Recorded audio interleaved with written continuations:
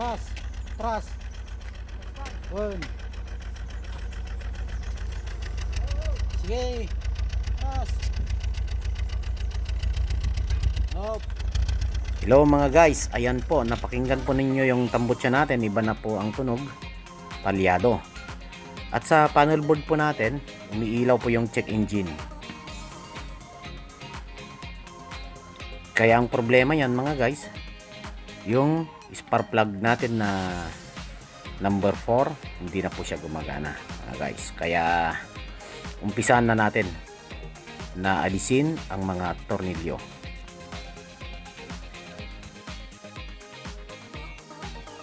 At sa video ito mga guys, papakita ko po sa inyo kung paano palitan ang mga spark plug ng 147 Alfa Romeo Twin Spark 16 valve.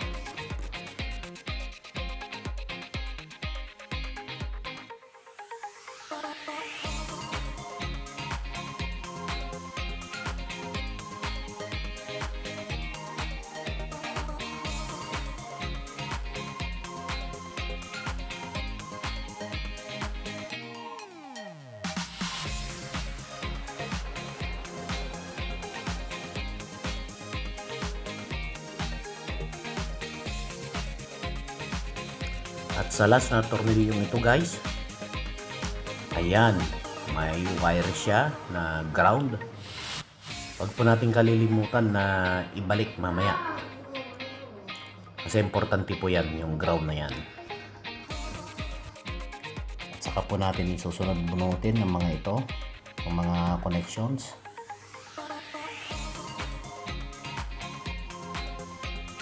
Ayan, at saka po yung high tension wire yung nasa tabi. Yan, bunutin po natin na ganyan. Kasi pag hindi po natin tinaas yan, hindi po natin matataas lahat yung mga high tension natin at saka yung mga coil po natin. Ignition coil. Yan, ganyan po. Kailangan may libre natin lahat, wala pong sasabit. Saka na po yan, pwede na po siyang bunutin. Ayan, ganyan, bunutin na po. Yan, ganyan lang po kasimple. Okay na po. Umpisan na natin magpalit ng mga spark plug.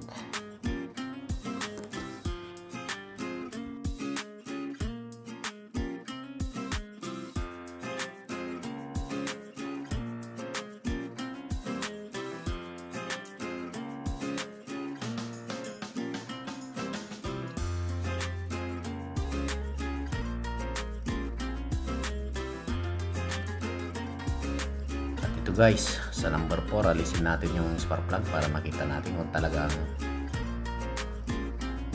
tama po yung diagnose natin na number 4 na spark plug hindi na gumagana.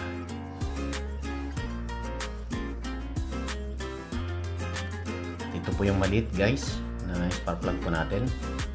Ito, maitim na siya at basang basa. Ibig sabihin yan, hindi na po siya gumagana. At ito naman yung malaki, alisin natin. Ito. Pareho sila. Basang-basa din at puno na po ng carbon, kaya hindi na po gumagana. Kaya ang gagawin natin, palitan natin lahat ng bago. Itong mga spark plug po natin. At itong mga ibang spark plug, okay naman sila.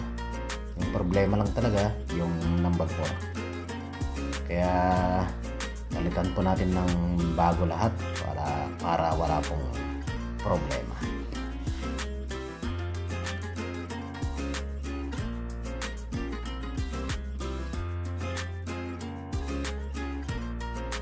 At ito mga guys, ito na yung bago.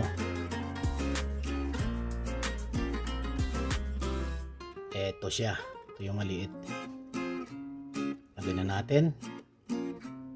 Kasi sa isang butas po ng piston, bale dalawa pong spark plug. Isang maliit at ito po yung malaki. Kaya po ilagay po natin. Ganyan po.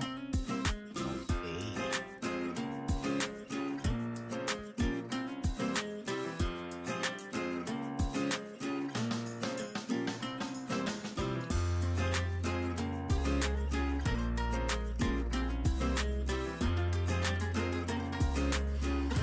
i-din po natin mabuti para siguro din natin na nakaklip yung mga spark plug po natin sa loob.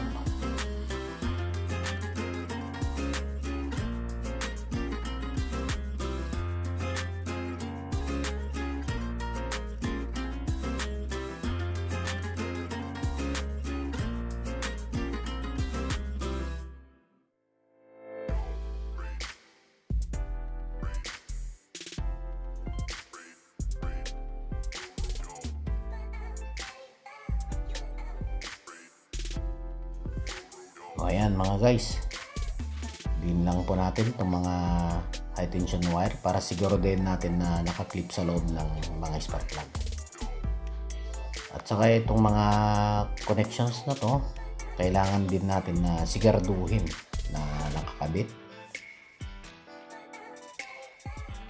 at maglalak siya ng mabuti para wala po tayong problema mamaya pagpapanda rin natin.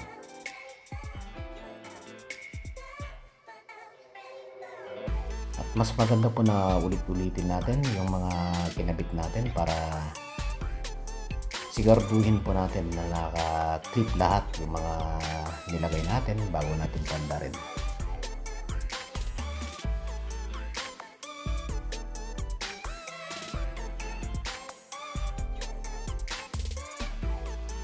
Ito mga guys, yung takip na lang ang ibabalik natin. Yan, higpitan lang natin ng tornilyo. Nakita nyo guys, napalitan na natin lahat ng bago yung mga spark plug nya. Pag magpapalyado pa ulit,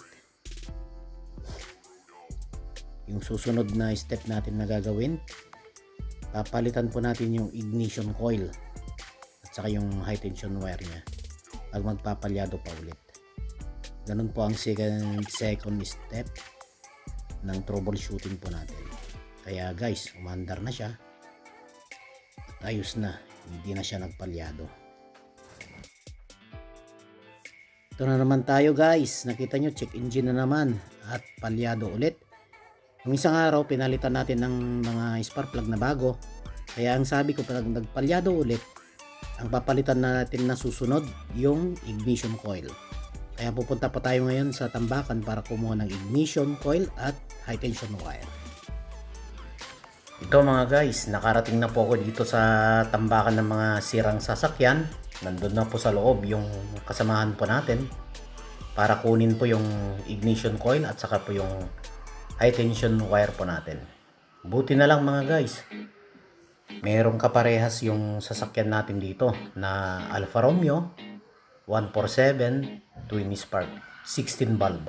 Buti na lang mga guys, kahit na medyo matagal po akong naghintay dito, at least meron po yung piyesa na kailangan natin. Ay, kunin na natin yung ito. Kinuha ko sa tambakan kanina.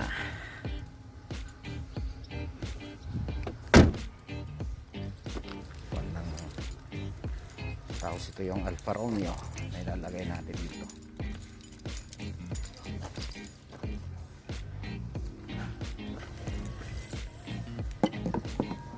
Muna natin dyan. Okay. Papalitan natin ito. Ito yung ignition coil na kinuha natin sa tambakan mga guys. Dalawa ang talagang kinuha ko para testingin natin kung okay silang dalawa. Kaya palit muna natin itong isa. At least may balik natin kung hindi po pwede yung nakuha natin sa tambakan. At ito guys, yung sira, kita ninyo. Ayan, kaya siya nagpapalyado. Na, palitan na.